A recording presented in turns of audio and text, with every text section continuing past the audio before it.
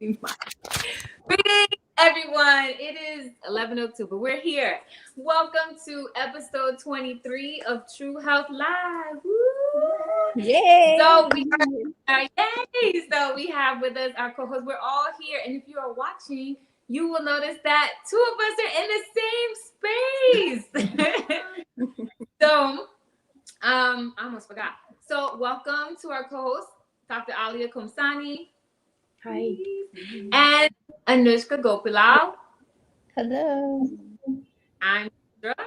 And I'm Precious Stephanie. Peace, everyone. Okay, so we are still in our preventative medicine. I almost forgot what we're doing our preventative medicine series, and we're talking about health screening. So this is health screening number 2 that we're going to talk about. Not that and we're not ranking them in any way. This is just how we decided to cover them, because there were some scheduling issues. So today, the long-awaited discussion on mammograms. We're talking about boobies and keeping them healthy. So before we get into story time, because I think a few of us have like a mammogram story time, let's get into what a mammogram is and like why they're important. So first of all, about 13% of women, at least in the US, will develop invasive breast cancer over the course of their lifetime. That's about 1 in 8. And what they mean by invasive is that it's not a benign tumor, if you will. It is, something that will, can potentially spread and cause like a lot of damage and health problems. We know that at least in this year alone, we're almost at the end of 2021, but over 280,000 women will most likely will have new cases of invasive breast cancer. And out of that, a little over 40,000 are probably going to succumb to the illness. So that's a problem. So that's why, October, and this just kind of came up. I didn't plan this, just to FYI. It was like, well, let's do preventative medicine. One of them will be mammograms. And it just so happens October is Breast Cancer Awareness Month. So this falls right in time for us to discuss mammograms, and that's why you'll see a lot of people, promoting October's Breast Cancer Awareness Month. So that color is pink. So when you see the pink ribbon, that is in support of breast cancer survivors, breast cancer patients, and breast cancer awareness. And so during this time, there's a real big push. Get your mammograms. The mammogram is that examination where it's a not an ultrasound, but how do I say it? It's not it's a scan. It is a scan where they scan. Say it again. X-ray, yeah. X-ray. Thank you. I was like, why? I'm like, it's not a CAT scan. It is an X-ray of your boobs. So, and I'm saying it this way so that we can have just a real conversation, so it doesn't sound so clinical. And I'm saying that because I actually had to get my first mammogram this year. It was quite nerve-wracking, but I survived. I'm still here, I made it. And I heard so many different stories about the machine and what it does, and we'll get into that later. But, it wasn't as, once it was done and once I was there, it wasn't as it wasn't as bad as I thought it was going to be. And people, interestingly enough, when it was being scheduled, they're like, "Are you nervous?" I'm like, "Yes." Yes. What do you mean? Why are you asking me this question? I'm sure everybody says yes. Yes, I'm nervous. Yeah. And when I'm nervous, I go silent. I don't talk. So, they were asking questions and it'd be one word answers. Yes. Okay. Right. So we'll get into that later. But, the mammogram is an X-ray of your breast and the breast tissue, not just, and I'm feeling myself up on camera again. But it's not just the actual breast itself, but even up under the arm, because breast tissue does extend here, and there's lymph nodes and all sorts of things that need to be examined and looked at. So it's not just going to be in the mass, the fatty tissue, right? It's going to be, where they have to look is all over, because there is such a thing as called metastases, and that's when cancer can spread to other tissue or even organs in your body. So if there's metastatic breast cancer, you can find those cells in the liver, in other organs, and they can tell because the cells have kind of traveled, if you will. And Alia, please correct me if I'm wrong. I'm really pulling from my MSKCC days. It's so when they can see that it's metastasized because those cells in the liver will be the breast cancer cells from up here. So that is an example. So, you definitely want to make sure you're getting checked, and even if it's not breast cancer, it could be a benign tumor, something that can be handled pretty easily and pretty quickly. And you want to make sure that you remove that. I do know young women, like when I was younger, they had to have cysts removed, and those things can form for all number of reasons. So, you definitely want to make sure that you're taking care of your breasts because you need them. Then, we do have breast cancer survivors, and you can survive without them. But again, if you want to, if aesthetics sometimes is something that's, important to you, get your breast checked. The same way you would get anything else checked. When we were talking about colonoscopies, get your breast checked. This is really a big part of women's health. So I'm going to stop there and open up the floor for my co-host to jump in before we get to story time. It's probably just worth also mentioning the fact that, certain populations are more at risk of, dying of breast cancer, being diagnosed with breast cancer. So it's important, it's even more important if you belong to one of these populations. For example, women under 45, Black women, especially under 45, tend to be more at risk than other populations. If you have a history of certain mutations that make you more susceptible to breast cancer, then you should definitely make sure you're getting you're checking for any abnormalities, and definitely go and get screened. And yeah, so that's it's also worth mentioning that some people have more of a tendency to have these kind of mutations. In particular, we don't want to get too technical with it, with the terminology, but they are termed Bracha mutations. So if you have a history of that, or if you belong to a certain population, I think it's been noted that certain Jewish populations have an increased risk due to the presence of this mutation. So yeah. So that's also important to add. Yeah. And I think it's genetic Yes. in that case of that mutation. Yes. I just wanted to add. So I think so. Sorry, I just wanted to add to what Aliyah said. So in the U.S., breast cancer is the most diagnosed cancer in women in their ages 20 to 30s, and Black women are diagnosed at younger ages with more aggressive types of breast cancer than any other group. So I just wanted to mention that as well, because we should start screening at earlier ages, because we are the ones that are getting hit the most, but we're finding out later. And then by the time we find out, it's spread. It's at the most highest stages. So glad we're having this discussion and sharing our stories. Right. Yeah. And thinking about the timeline, right? So, and I know when we initially introduced the theme of screenings and assessments, we spoke to the fact that, yes, when you're having your first mammogram, you're normally in your 40s. But I think that based on what you all are speaking to, it's actually consistent with some of the information that I found, which is that you really need to become very familiar with your breast way before you go in for your first mammogram. So those self-exams are really important. Even when you have your annual visit with your OBGYN, if you're not comfortable with just pulling something up online, have your OBGYN walk you through how you do a self-exam. That's something you should at least begin to explore in your 20s, so that you get the roadmap of what your breast feels like. Yeah. And again, I think you made a really good point. Those lymph nodes that are under the arm, examining that and feeling those and knowing where they are, because some women are just more cystic-y. They have what's called cystic breast, and you need to know that, because a cyst will feel like a nodule or perhaps like a small tumor, but they're not. But you need to know that. So you have to know the roadmap for your own body.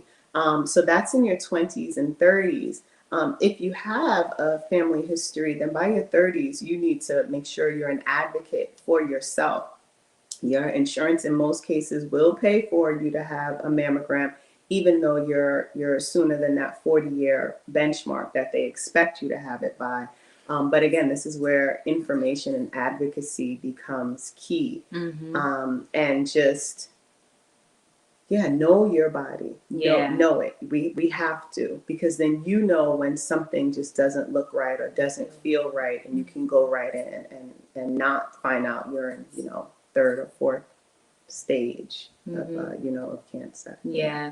I remember like when I first started to do like the self-examinations, one of the things that I learned was like, if you feel something, don't necessarily freak out at the first.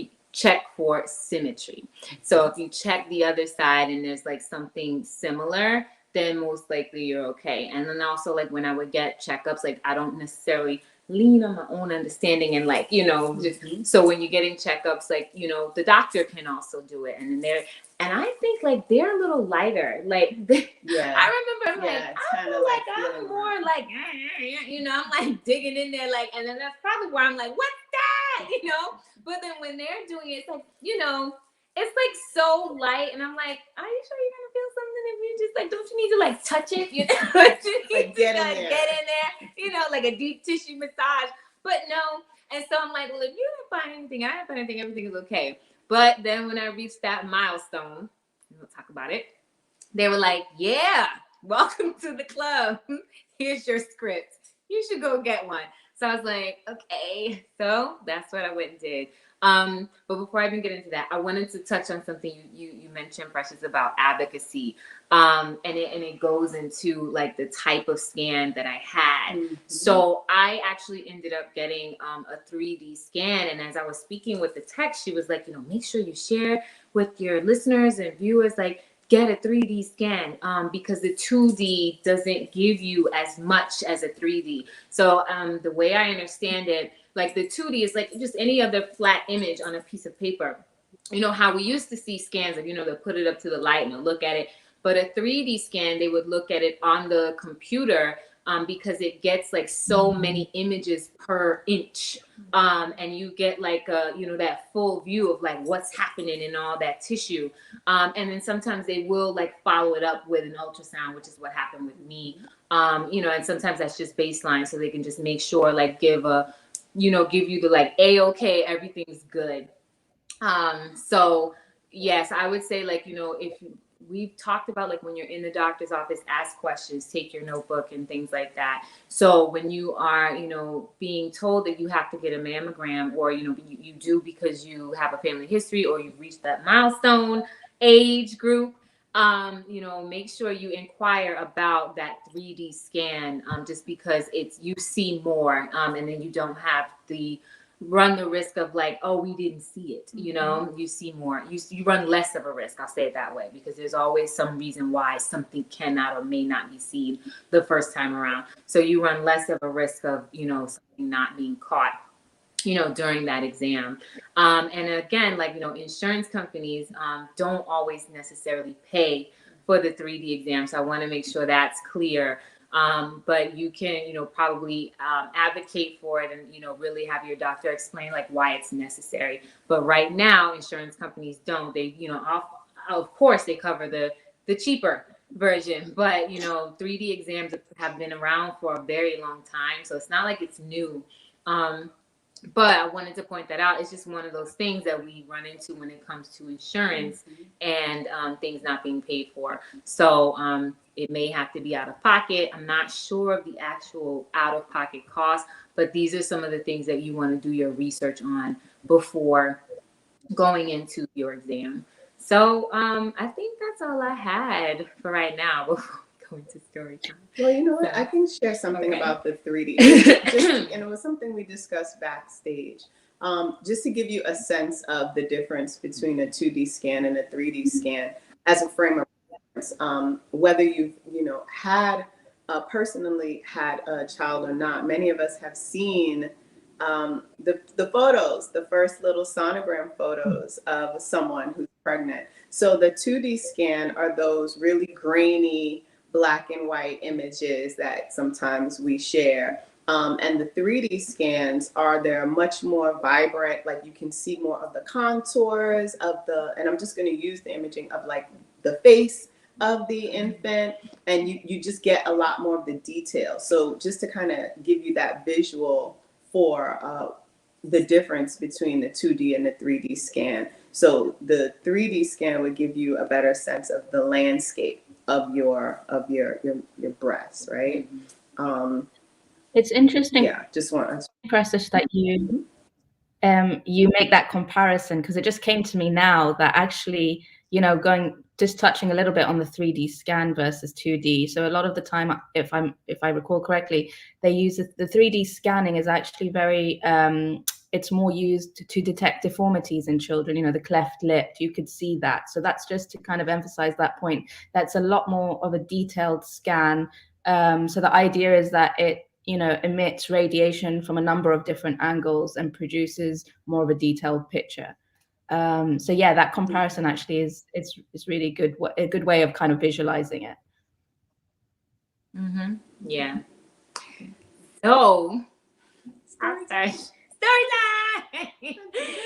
So I think it was still summer. I went in for a checkup. So this is my mammogram story. So I went in for a checkup, just some the annual, just make sure everything's okay. And they were like, "How old are you?" And I was like, blah, blah, blah. And then they were like, "Okay, well, it's time for you to get this." I was like, "Really now?" And then I asked. I think I shared a little bit of this the pre-story before, like. I was like, "Oh no," and I was like, and she's like, "Oh, are you nervous?" I'm like, "Yeah," and I was like, "Have you ever had one before?" I didn't even think when I asked her that question, like, because she was clearly younger than me, and she's like, "No," she's like, I've never had one before," and I'm like, "Right, because you're Generation C, get away from me." Like, no, I didn't do that. So I was just like, okay, like wrong person to ask. So I just like took the script. Mind you, I lost it. I think I must have put it in the shredder with some other. It was probably like me silently rebelling. Like I think it was a little bit of that. So I asked a friend, like, oh, because it was just a script. It wasn't like, oh, go here. Because I have my primary care is the doctor's office, and she's not necessarily based out of a hospital where I go, where it would have been like, oh, you can go to whatever floor and schedule your scan, right? So it's like you get a script, and you can find a place within network, but again, you get the script because that's if it's your referral, depending on what insurance you have, whether it's a HMO, PPO, not DMO, I think that's only for dentists, or preferred access or whatever. You'll have to definitely make sure you check to see like what your insurance is and how you would go about that process. But my process was I get a script and then I can schedule the scan, and bringing the script to the place is what allows them to like connect and communicate with my primary care provider and who they send the results to, et cetera, and also insurance purposes, right? So I asked a friend, like, where did you go? And she told me she went to this place. I'm not going to do like promotions. But it was an imaging center, specifically a women's imaging center. So that made me feel a little bit more comfortable, like going to a place where there wasn't like a whole lot of people going for like all these different types of scans. And even though it is a women's center and they would have many different types of scans, it's for a specific clientele. I felt more comfortable walking in. There are women at the front desk, so they're probably going to be a little bit more understanding of like, the anxiety of, people coming in the door and like, I don't know what's going to happen. Are you going to find something, whatever. So I went to this women's imaging center, and they were awesome, by the way. Like, you walk in and it was so like pink colors, like very soft colors, like very like feminine. And it smelled nice. There was water trickling somewhere. I don't know where, but it was water. And I was just like, okay, I feel a little bit better. Before that, I called the place and they were like, yep, we got you. The scheduling was quick. So, kudos to them. Like the scheduling was really quick, and they were like, just make sure you bring your script. So of course I had to like make a detour and go back to the doctor's office and get a replacement script so that I could have that when I got to my appointment. So got that out of the way. I'm now at the place, and I think I got it like 2 ago, like 2 Mondays ago, maybe 3. That's why we're having the show today, because I was like, we'll wait till I go get it. So I said, she's like, all right, just, the normal of doctor's office, fill out this paperwork and have a seat. So I'm sitting there, and I'm literally like, just like, there's nobody else there. So I'm like looking around, like, and then they finally, like, I wait maybe like 10 minutes. But 10 minutes when you're nervous can seem like a lifetime. And so, like, she calls me back. And so she leads me to this room, to this area. And it's like 4 doors, and they're little changing rooms. And so they, and one thing she told me, which I was glad that I remember, because when I am nervous, and you're talking to me, some things get in, and which is, I'm sure, what most people experience. Some things get in and some things don't. But I did remember that she said, wear 2 pieces. So just a tip, wear a 2-piece. Because when they give you the piece of gown that you're going to put on and leave open to the front, you at least have your bottoms covered. Because if you wear 1 piece, you're just going to be naked. It's just you and your skivvies under the piece of gown. So wear 2 pieces. Something like, right, a piece of gown. A piece of gown. And so you'll take off everything, of course. I was kind of nervous, and I did have bracelets on, but I was like, let me just take off everything. They'll tell you whether you need to or you don't. But my earrings were a little bit like large that day, so I did take off the earrings because you don't want anything to like get in the way. If you have on like a necklace or a chain, I was able to just put it to the back. So like if you have something light on, you can probably just like take it and put it close up and let it hang, or just like switch it to the back. You'll probably be okay. But if it's some big statement piece, you'll have to take that off, obviously. So, and then it's so private. Like she was like, you can leave your clothes in the room. But of course, we take our purses with us. So the purse stays with me. So, but I was able to like leave my clothing in the room. And then, so I step into the room, and I really wish I was able to upload the pictures, but I think I did put some on Instagram. So I'll keep like uploading them. I did not film while I was in there, because something just said, maybe you shouldn't film with a big old X-ray machine in the room. But it probably would have been okay. But I was like, we're not fancy schmancy like that, and I don't have release forms for you for the text. So just take mental pictures, I just like took a lot of mental pictures, and I did take a picture of the machine and like another little area of the place.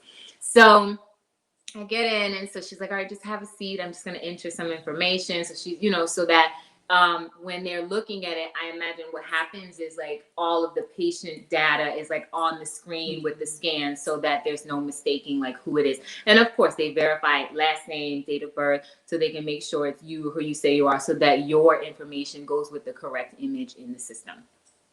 So then she's like, all right, so you can step up. So you step up to this machine that is taller than you. And there's like these pedals on the floor, and I'm like, who's stepping on that pedal? And for how long? And like, do they step on it to make it squeeze down? The answer is yes, but it's not me that had to step on it. So I go up, and of course there's like some adjusting. So like whole boobs on this like platform, and it does like, it can adjust based on the height, because we're all different heights, so it adjusts based on your height. And the tech is there, and she's, adjusting you. So, your breast, the breast tissue, the actual whole breast itself is like, no matter what size you are, it is put on this plate. And what I thought, so here's where it's like, did you go to college? Like, I thought that, and this is the thing, like, you'll have a memory and you never upgrade it because the fear doesn't let you upgrade it, even though you know better. I thought it was going to be like 2 metal plates. Now, how an X-ray was going to get through 2 metal plates, I don't know. That's fear, though, right? Fear. And it's like, I should have known better. But it was just like an old memory that I had of, someone talking about, right? Because they also, when people would say like, oh, it's plates. And then, and this is from like way, way back when you're hearing about, and I never upgraded that memory. I just, put it out of my head because, people, I think someone had told like a horror story, like they squeezed it so hard and and I had like images in my head of like mammograms gone wrong. It was like mammograms gone awry was in my head. And so that's, that was what was feeding a lot of the nerves. So once I saw the machine, I'm like, okay, it's not that bad. And it's actually, of course, underneath there is some metal because there's radiation when it comes to x-rays. But it's mostly, I want to say it was like ceramic, or I'm not sure what the material, maybe it was like some special sort of plastic, the bottom, but the top, it is literally just a plastic tray or whatever, like a plate, but it looks like a tray on the top, and they kind of fit it in the machine based on what image they're looking for, or probably even like the size of your breast. And they, put it in, and they adjust your breast, and they also adjust like your positioning on the machine. So you will, there's a little hugging going on with the machine. And she'll say turn this way or turn that way, and they know like what your position needs to be to get it. And I'm only gonna go over one side because it's symmetrical. So it's like rinse and repeat. Yeah, rinse and repeat. So then she pushes it down and she steps on the pedal, and I literally was like, I tensed her up. And then there is an additional manual adjustment to like just make sure it's secure. So somehow through all of this, like she's just talking to me. And we started talking about menstrual hygiene, of all things, while we're talking about boobies. And so she starts telling me the story because I was telling her about Red Wrap and like, I do like some menstrual hygiene work where I work with homeless shelters to do XYZ. And so she starts telling me about her experience of when she first got her period, and she only had boys. So I don't think she had to like explain it to a daughter. And I was telling her how like some of the stories we heard, like they didn't really, a lot of women didn't get like that explanation of what the period was from their moms. And so we're just talking about this thing, and she's telling me about like back in the day, like they had to have like it was like an apparatus that you would put on, and it would have like a hole in the front and a hole in the back, and the actual product had strings on it that you would attach to each hole. And I'm looking at this woman like, you don't look that old, like, and I'm like, I've never even heard of anything like that. And I didn't like, and I was like, I don't know if that would be offensive if I say you don't even look that old. So I just like was in my head like, you that old? Like, oh my goodness. Meanwhile, my boob is being squished to high heaven, but I didn't really notice because we're talking and so I was relaxed. So like, and she was saying like, yeah, the tension, she was good. She had me so relaxed, and we're just talking about like periods, of all things. We're talking about menses, and the machine is just like twist, and it twists and turns. And there was a piece of me was like, should I like go with it, like twist with it? And and then it was over. And then I think we did it maybe a few more times because they do have to get up under. So then there's another time where you have to like kind of lean in or whatever. So I think we did maybe like 3 times on each side where she would have to like switch the tray, put it in, squeeze down, and then it's, the machine turns for all the images and things like that. But throughout the whole time, I was super relaxed because we were talking about something else, like unrelated. And she was like, yeah, that's the trick. You just got to relax. And I was like, you're good. You're so good. Because I was like so nervous. So then we were done. She's like, okay, so now you're just going to go. They had like this really cute waiting room where they had like these pictures, one like these 2 bras, one was like encrusted with like little plastic crystals, and the other one was like one cup was money and the other cup was something else. And they were there because I think years ago they had a contest, and like some patients had like decorated the bras and stuff like that. So I just took a picture. So we'll share those on like the channel or whatever. So they were really cute. And so she's like, they may or may not do an ultrasound. We'll let you know. And I'm like, all right. So as I'm sitting there for like 5 minutes. She comes back and she's like, we're going to do an ultrasound. My heart drops. And I figured, I was like, well, if they don't find anything, they won't need to do the ultrasound. And she's like, the doctor just wants to make sure they see something. I think I had to go in again for another scan because she said that my tissue was dense on the outer side. And so she was like, your tissue was a little dense. And I'm literally like having a heart attack in my head, and I'm like, and she's like, it doesn't mean we found anything. And I'm like, I don't care what you just said. You just said I have to have an ultrasound. You got to take some more images. You're just trying to keep me calm. So I was like, okay. And then we go back, we do the image again, and then I sit down. Then they come back and we do the ultrasound. And she's just like rolling. And then the tech is like, and, you know, they legally cannot be like, you know, oh, everything's fine or whatever. Right. Even though they, you know, they know what they're looking at, but because they're not the doctor, they can't say whatever. But what she was able to say, okay, well, everything looks good, but you have to wait for the doctor to come and, you know, I'm going to bring this to the doctor. And so the mammogram was okay, as per the radiologist, because, you know, it's the techs that actually perform the test, but the radiologist has to give it the thumbs up.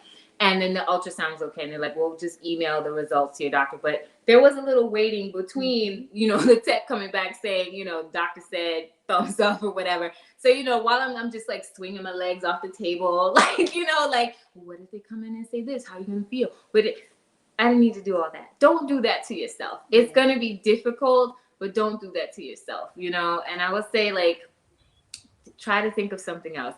And when you go, like, talk to the tech. They're really good, especially if you get like a good one. They're really good, and like having a conversation about something totally unrelated will relax you, and then they're able to get, you know, more, you know, because then they're able to move the machine the way they need to move it without you being like as stiff as a board, you know. Why does it feel as stiff as a board, you know, whatever. So yeah, so that was my mammogram experience, and everything ended up being okay. But I thought it was interesting to share because it was like, here I am, like, you know, I'm educated, gainfully employed, and there's a lot of things that I did not know. And I'm in public health, but there's things that I did not know about the mammogram and what to expect, because sometimes if you've never had an experience, you can't really speak to it. So this, now I have it, you know, I have knowledge of it, I did it, so there's wisdom, and now I understand what has to happen the next time, and can explain like that to someone else, even though outcomes may be different because we have different bodies. But, you know, the process of, you know, what to do and what to go through will be pretty similar. So that's my mammogram story. It was a little nerve-wracking at first, but I made it. And then they gave me a rose on the way out the door. It was That's sweet. a pink rose. That was so good. They were so sweet. Like, okay. And then I was like, this is the best pink Did that rose make I you ever. feel better? It did. It did. Feel a lot better. They knew what they were doing. It did. I think they knew I was all the nerves, and it was just like, okay. Once that was done, I was like, all right, next, back to work. You know. So that's my story. So before we go into the other stories, if I may, I wanted to just give some context to the dense breast. Because we don't want to assume everyone knows what that means. So we know that, you know, the breast is, perhaps we're thinking it's just fatty tissues, but it isn't. It's fatty tissues, it's glandular tissues, and there's one more, connective tissue. And that's what makes up the breast. And Alia, of course, you know I'm deferring to you if I get any of this wrong. But those three factors is what makes up the mass that is one's breast. And when you have a dense breast, it usually means that the glandular, and I think it's the fatty tissues, there is much more of it. And if you think like fat, even if you ever eaten meat or had to clean meat, when you're taking that fat away, just that's what's in you. Something very similar, right? So it's very like viscous comes to mind, but it's like very not clear, you know, very opal, if you will. Opalescent, I don't know what the word is. Opaque. That's the word. Right. Yes, okay. I got you. Not opalescent. Not iridescent. But what that does when you're having a scan is they're not able to get a clear image. And so when we hear you have dense breast tissue, we get fearful because what we know is if your breast is dense, then it's more challenging for them to detect cancer or tumors. So because the detection is more challenging, of course, then if you have dense breast tissue, it's more likely that perhaps you'll have something that's undetected. So I don't want the connection to be dense breast tissue means breast cancer. It actually means you need to be more vigilant. So you need to be more vigilant and stay on top of those self-exams and persistent about the timing of your mammograms. So that's I just wanted to really qualify just for that. comparative sake, sorry Deirdre, I had to cut you off. Just for comparative sake, if you have been pregnant or have breastfed, your breasts tend to be more dense when you're breastfeeding. So it's that same kind of heaviness and fullness that you kind of get when you're breastfeeding. So just to give a comparison. That's a good point. Yeah, and it is a different. Oh, all right. Because when you're breastfeeding, you have a lot more milk ducts, and they're more productive. So you're going to have more connective tissue, an increase in that. So it'll be more fibrous and glandular than it would be fatty.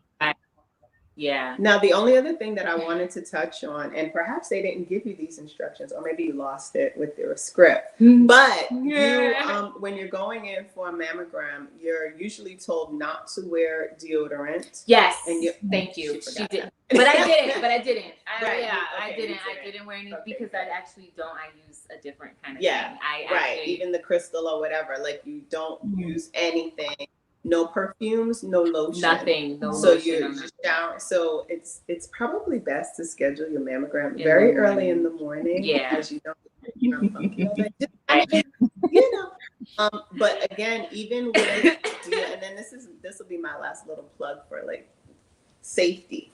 If you're still using traditional deodorant that has aluminum and all of the other chemicals that just sit and coat the skin. It blocks the pores. It allows all of that aluminum and toxins to enter into those glands that are feeding right into the breast. Really think about that. There are so many, we're in 2021. There are so many alternatives. There are natural alternatives. Of course, we beat this, this poor little horse to death. But if your diet changes, what your body secretes changes. So if you're thinking, my body odor is just really strong, so I need Mitchum Extra Plus. I don't know what it's called these days. But if you feel like you need that super dense deodorant that is caked on your underarm for days, really think about that, because it can contribute to breast cancer. Or even just tumors, because all of the toxins can't be secreted through the pores as it should be. So I see Alia nodding. Just to add to that, the lymph, being the lymph nodes being located so close to the breast, and the lymph is essentially the drainage system of the body. So having all those toxins going into the skin, through the skin, and like you said, Precious, definitely agree. Diet, can really help alleviate the symptoms of having odor, etc. And we don't need to use all these kind of heavy duty products, which like you say, aluminium have loads of different toxins that can do more harm than anything. And I'll just full disclosure, when I said because I don't, that's what the deodorant issue, it wasn't an issue for me because I actually don't use deodorant, like the traditional deodorant.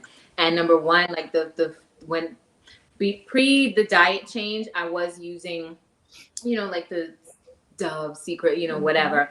And I would try to get them where they would say less of this, that, or the other. But the truth is you shouldn't be using them anyway. And so that was a lot of the push for why I stopped using them, because I had always known this is your drainage system and you're putting things in there and then you start sweating and then it gets caked up. Your arms are like this for most of the day.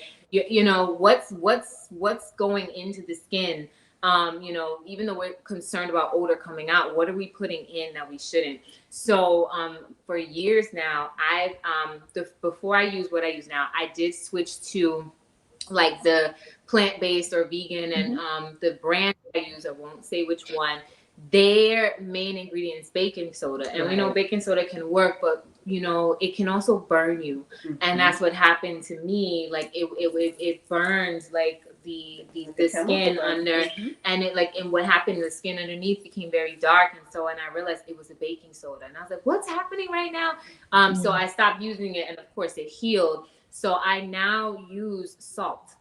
So when I get out of the shower, I actually, and they have again, I'm not going to say brand. We're not going to promote brands here, but you can get them in plenty of places. Whole Foods has it. And it is actually like a salt stick that you can rub under your arms, and it works wonders. Again, I had a diet change. If you're eating like loads of meat, and then it's probably not going to work for you. So like, you know, you have to like really know your body and like the odors that come out, and the salt stick actually works fine for me. And you know, sometimes you won't even have to use it. Yeah, so like the deodorant thing actually wasn't an issue for me. That's probably why I forgot. So yeah, I knew it wasn't going to be a problem. But yeah, you might want to think about those things. Like that's, you know, goes that's a lot to go from. Don't wear deodorant for your skin, but this is the reason why. But it also, you know, there are also, you know, things that can lead to breast cancer in certain deodorants. So you know, just a plug for that. Anushka, do you have anything to add, or a story to share? I have my own mammo story. So I had my first mammogram at age 31, and that was back in 2015. So it happened to come about when I had my annual primary care visit with my doctor, and she did the exam. And I'm 31, and I'm just like, yeah, it's just a regular appointment. We're talking as she's doing it, and then she was like, hmm. And I'm like, what do you mean? Hmm. She's like, okay. And then she's like, and Deidre, you're right. She was a lot like easier, like doing it. I'm like, how can you feel anything? But then she did the thing, and I was like, well, okay. And she kept on like comparing what she was feeling on each breast. And she said, I feel something. I don't know what it is, but it may be nothing. But let's just be on the safe side. And I said, okay. And she was like, all right, so we're going to schedule you for a mammo and an ultrasound. So I said, okay, that's fine. So she gave me the script to schedule this. But I was just so nervous and also scared of what the results would be that it took me a lot longer to schedule it. And I'm thinking in my head, but the longer you wait, if it is something, it's gonna grow, right? So eventually, I just gathered all my courage, and I was like, you know what, let me get this done. And actually, because too, I kept thinking about my daughter, and she was 5, 4 going on 5 at the time, and so I was like, I need to get this done. So I went, did all those steps. They did tell me, however, prior to going, no deodorant, lotions, or perfumes and things like that. And I was like, huh? I'm like, I can't, But I was like, well, if that's the case, like you said, Precious, early morning appointments. So I think I took an 8 o'clock appointment. And I went there, very nice facility, very nice, like, staff that made me very comfortable. It was more women in the room in the waiting area. We had lockers that we had to take our things off and put it in, which was fine. But I wasn't alone. However, the room was cold and I was freezing, and I was like, oh, jeez. Yeah. And everyone, I noticed like the other women were getting called, and I was like, okay, how much longer do I have to sit here? Because then you have to be patient to see, to get in on your turn. A nice technician came and got me, and I'm only 5'1". So when I stepped up to the machine, I was like, okay, she's gonna bring it down and all that stuff, and I was fine. But at one point, I was on my tippy toes because I was like, okay, how much longer do I have to do this? And honestly, like all the stories that I've heard and that I was told, it was always those traumatic ones, like, oh my God, it hurts. I didn't know what to expect. And I'm just like, I hope it doesn't hurt. To my surprise, it wasn't as painful as I thought it was going to be.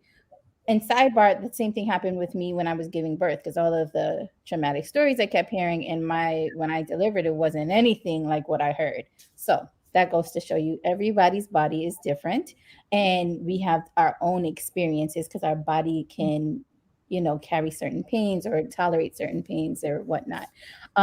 So I said, oh, I was nervous for no reason. Like, it's not that bad. And I was calm, and my tech was amazing. Like you said, they try to distract you. We talked about a whole bunch of things. And she was awesome. It got to a point though when the compression had to go from like top to bottom, that piece, and I had to be on my tippy toes. And it's always towards the end that you get most frustrated because you're thinking it's about to be over, and it's like, no, we have to do some more. I also got the piece that your breasts are a little dense, and I was like, "What does that mean?" And she just kept taking photos, and at that point, I was just like, "Listen, lady, if you don't if you don't hurry this up, we're gonna fight." That was just my thought process. Then it started to hurt. But by the time I finished that thought, she was like, "Okay, it's all done. Let's do the ultrasound." Actually, I can't remember if they did the ultrasound first. Either way, I got both of them done. The most excruciating part was the waiting period after the examination, when you have to wait for the doctor, the radiologist, to give you the results. So I was just like, gosh, how much longer do I have to wait in this cold room? It's not like you wait in the waiting area where, folks are, where like the reception area. It's like the room where the patients are. Finally, she came out and she was like, everything is good. We want to do a 6-month follow up though, because this is your first. So we'd like to compare what it's like. And I had just came off my menses as well. So they just wanted to do a follow up. So I said, okay, that's fine. However, I didn't get my follow up until a few years later. So I went back again, same place, ended up with the same technician. And again, she said, nothing, everything is all good. You're fine. And I was like, oh, awesome. But then I just kept doing my own self examinations, and I kept feeling a lump in one of my breasts, and I didn't feel it in the other one. And so that made me very nervous because I'm just like, I went twice, they haven't found anything, but what is this that I'm feeling? Like, and we've heard so many stories where you go misdiagnosed or diagnosed, and doctors are humans, they can make mistakes, they can be wrong. And in this world of advocacy that we all have a piece of, we know if we don't speak up, things will get lost through the many cracks. And as women of color, it's even more likely to happen. And so I'm just like, I don't want to be another story that it's like this could have been prevented, but it wasn't, if I knew how to speak up. And as personally, a public health professional working in this space for so long and being educated on it, I'm like, I can advocate for myself. Even if I don't know all the ins and outs, I know how to speak up if I have concerns. And so I did that. Ended up going to get an ultrasound. So now the third ultrasound, I tried a different location, a different hospital, to see what maybe they would say.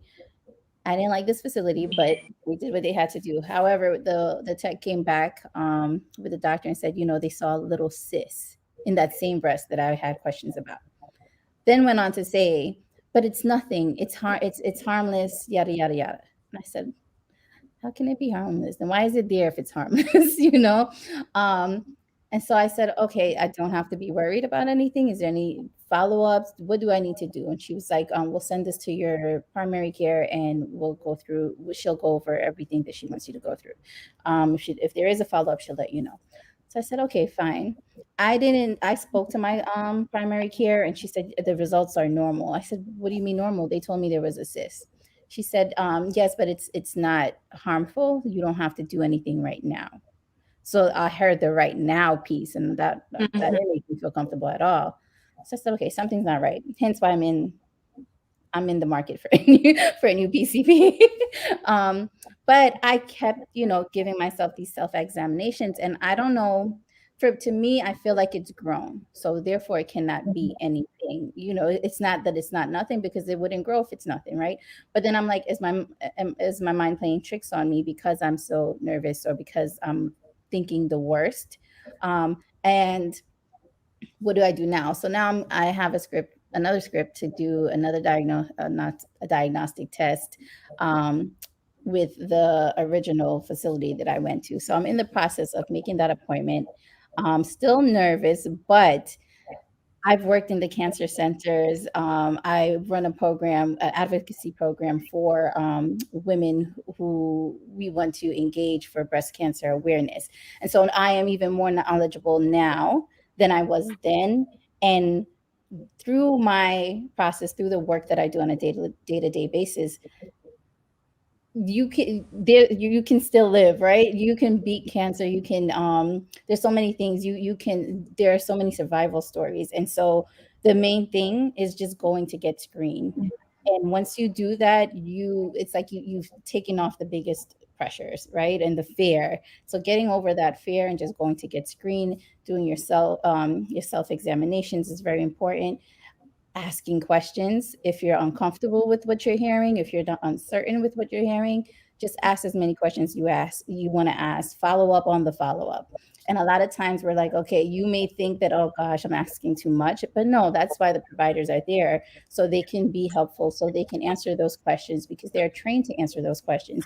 And if you believe that this doesn't sound so right and you're not like satisfied with what you're hearing, you have the ability to have a second opinion, a third opinion, a fourth opinion, so on and so forth, until you feel comfortable, until you feel that all your concerns have been addressed, that you are satisfied with what you're hearing. You're going to get these tests. And even thinking outside the box, you can work with providers to see, as you do your research, work with them, ask them as many questions. There are some tests that maybe they wouldn't think to do. It's routine, but if you bring it up there, it may spark a conversation. Be like, you know what? Let's talk more about that. Let's see if this makes sense to do. Um, so I'm still still in the process of doing the fourth scan, getting that on the books. It can be difficult sometimes because when it's just routine mammos, they can put you out depending where you go for like months. And that's what someone said to me. And I'm like, no, you can't put me out months. This is a diagnostic. And so they'll get you in within a week for that. And so, yeah, I was on top of that. And next week, I should be getting a call to go in next week. And I can update you guys on that. But yeah, sometimes you just got to push through the fear and being nervous. Not putting on deodorant will not harm you in any way for maybe a half an hour to an hour. You'll be fine. But the earlier you go, the better. Having a good support system. A lot of times too, we try to keep those things to ourselves and we don't tell folks. Especially when it's not routine. And I was one of those people. However, I decided like, no, I'm not going to do that because again, I have a young daughter and I was a single mom. So I let my mom know and my aunt, and they came with me and my daughter the first time. And now my daughter's like, yeah, I want to go again. Like, even if I'm just sitting in the waiting room. So just having, a support system there, routine or not, is really good because it keeps you in a good mental space and an emotional space. And it makes the process a lot easier to know that you have folks there to along the journey that's going to hold your hand if you need to. And so that's my story.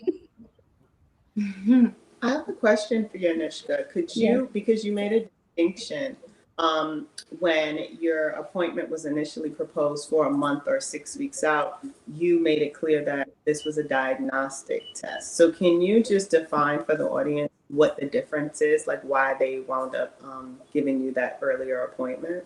Sure. So the routine is exactly that. It's things that have to be done at a particular time that, regardless of what it is, it's just to make sure that everything's okay, not that they found anything. Whereas a diagnostic for me, I found something, the doctor felt something. And so we need to define what that something is. So we need to they had to get me in, they would need to get a patient in sooner rather than later to find out what that thing is. Because the longer you wait, as I said, your body changes, things change. And so you want to get it sooner rather than later and be more preventative. I always believe prevention is better than cure. So when I said diagnostic, they were like, oh, okay, yeah, next week. Because it's a liability now if they don't get me in at a proper time and something is to happen, if they don't catch it on time, and something exists, that is a lawsuit against them, and they're the ones that would be held accountable for that. So it's very important to be very specific and let them know. Sometimes people assume because they're on the other line, the other side of the phone call, but just let them know it's not routine. This is a diagnostic, and whatever's on that script. Sometimes the doctors may word things a particular way or code it, and the technician knows that, okay, well, if you write it this way and use this language, you'll get in faster. And so that's what I had to also do. Once I explained it, she was like, oh, well, change it, have your doctor change it to X, Y, and Z. And they did that. So just make sure you're clear on what type of screen. Self-advocacy, and I wanted the audience to kind of get a sense of when they need to speak up and why. Right. So you may be nervous and anxious, but then there is also oftentimes that piece of, I don't want to know. And even if I have to know, I don't want to know right now. Yeah. So yeah, I'll take the appointment 6 weeks from now. Yeah. You don't want to do that. So that was why I don't want to put you on the spot, but I wanted you to define why you said to them, no, this is a diagnostic, right? Because this is really to kind of rule in or rule out something. And it's very, specific. I wanted to just define again what a cyst is in the breast, so that, because it's about these these tests, but it's also about understanding what your body, health, all components of it. So a cyst is just a sac, like a little fluid sac, usually with water, that builds up. And you can have cysts anywhere. But since we're talking about the mammary glands, right, aka the breast, then we're going to focus on that. So it's a fluid sac, and they're usually benign, right? So they're usually not affiliated with cancer at all. But it's important that you know that they exist. Oftentimes we're told for things that are not high priority, not cancerous, you're told to watch and wait. But sometimes watching and waiting is really because for the medical community, it's just not a high priority, right? And we can respect that. It is not a high priority, because for those fighting cancer, and that's a major priority. But your cysts should be your priority, and doing research about what they are and how they're formed, and some of the symptomology some of the symptoms you could experience when you have them. It's important, because when you have a cyst, sometimes particularly around your menses, you may experience more breast tenderness or pain or soreness in that area. So that's something that you should almost be prepared for, right? Or even make preparations in advance to kind of manage, right? Whether it's a cool pack or a warm pack. But yeah, there was one other thing that I wanted to touch on, but it like completely flew out. menopause. So with the cysts in breast, right? Am I hitting all your I was like, HR2, yes. Yeah, so you could go ahead. Go ahead. Go ahead, Precious. No, that's fine. So the other thing regarding cysts, you tend to find that women who are their 20s and 30s have a much higher risk or likelihood of having cysts. And as you enter into menopause, and as the hormonal composition of your body shifts, you'll find that those cysts go away. So that I wanted to touch on that just a little bit. And sort of like when because initially you mentioned, like, I think you said like during your first scan, you had just come off your menses. And so a lot of that is really important to kind of know like what's happening with your body at that time. Like when I went, I was like, okay, like I'm in the in-between stages. So I should be like kind of leveled out, because we know like, there's a lot of tenderness in the breast. There are things that you feel that you don't feel when you're not on your menses. So it's just like, all right, so I think we're going to be at the most normal part, where my breasts are not going to be as tender, or, as, maybe there might be a little bit of, lumps and bumps that are not nodules that, will not be there when there is some like sort of just like shifting when I am on my menses. So those are all things to be aware of. Like, this is why the self-examinations are important, because you get to know what they feel like at all the different times of your cycle. So like even the conversation that I had in the room about like the menses, like it's all related, so like it's really important to know your body in a lot of different ways, not just like isolated, like, oh, I know my breasts in just as the breast, but how are your breasts when you're menstruating? How are your breasts when you're not menstruating? How are your breasts when you stress? How are your breasts when you're not stressed? So everything is related. Yeah. And my would have been a routine. So to give the distinction between like, well, what is a routine exam? Like I was just routine. It's my first. There's no history to get a baseline. Yeah. There's no history. So like there's no need to rush. If I had gone in with the the doctor felt something, then it would have become like yours and it's good diagnostic. But I was coming in as baseline, no history, didn't feel anything. So that's a routine exam. And I was fortunate enough to get the exam when I did, because I was expecting to have to wait, because it was not like a, emergency, high priority, right? Just to kind of, and just to add a few points, I'm not gonna go on too much, and following on from what you said, Precious. So people also who are on HRT, hormone replacement therapy, also have, there's a connection, and it's been proven to in kind of what was increase the cancer risk if you're on HRT. And also just another quick add, we've talked about breast cancer risk and women. What's also not mentioned a lot of the time is that men also can get breast cancer, and definitely should be, doing the basic checks, and also, going in for screening, which is a whole different kind of topic itself. Yeah. I'm glad you brought that up. I was like, okay, yeah, don't forget about the men. I have actually a doctor, an oncologist, who was also being treated. This is during my time in undergrad, and I had an internship at a lymphology. I'm so bad. It was an oncology clinic, and I forget what they're specialized, like what cancers, but it definitely was in a lot of blood cancers and some solid tumor. And I remember, like, it was after hours and I was about to head out, and one of the nurses was like still hooking up. If you've ever seen like what chemo looks like, sometimes it looks like, it's the same thing as like what they'll sometimes hook a saline bag onto. And so the chemotherapy is in solution that's hanging off of the pole, and there's like the box with all the gadgets to like regulate, how much is going in through the syringe, like once they put it, because it's intravenous. And I remember them saying, oh, they're getting Dr. So-and-so's chemo ready.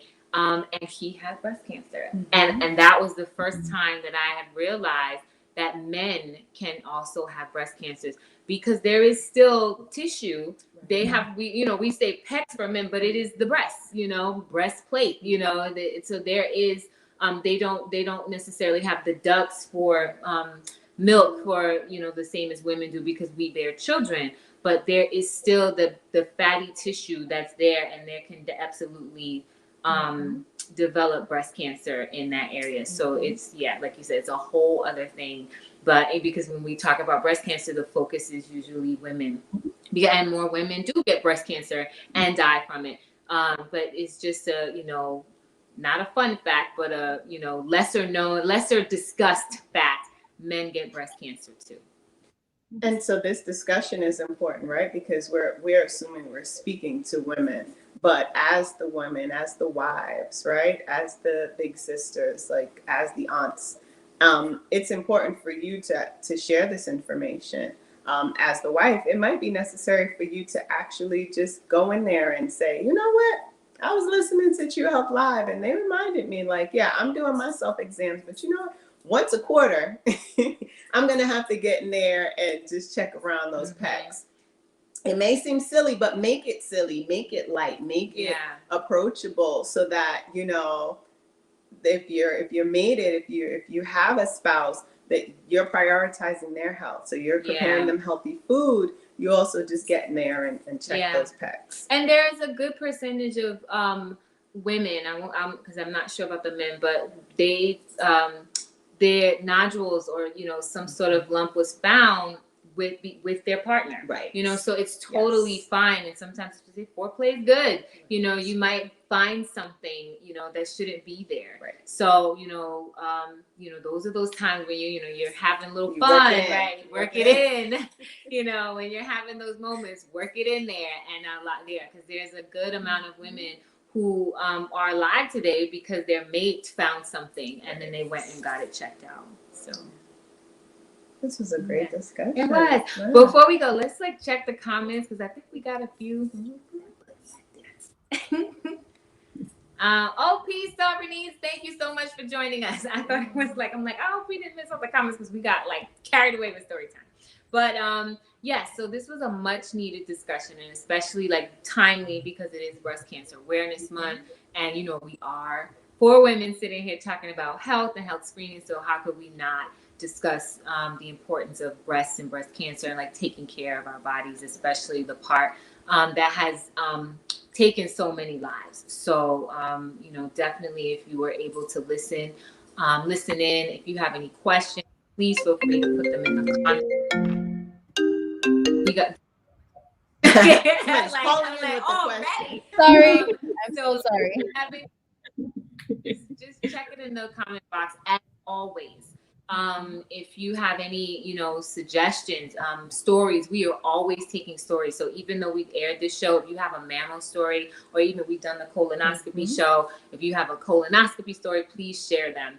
And I will say, like, so for the next time, our next show, we are going to be talking about prostate. So that is another health screening that's really important. So we started off with, the tests where both men and women can get them because they're something that we're both at risk for. Breast cancer, more so women, but men as well. But we want to show our compliments some love and talk about, what they go through. And so we want to talk about prostate. So we are in the process of, trying to bring on a guest because I want to make sure it's not 4 women talking about prostate exams. None of us have one. So we will make sure to have those guests on the show. If you have a story, a prostate story, please share them. You are more than welcome to come on live and share your story, or you can send us an email and we can read it live on air. So as always, until the next time, thank you for joining us at True Health Live, and we will see you in the forward. Peace.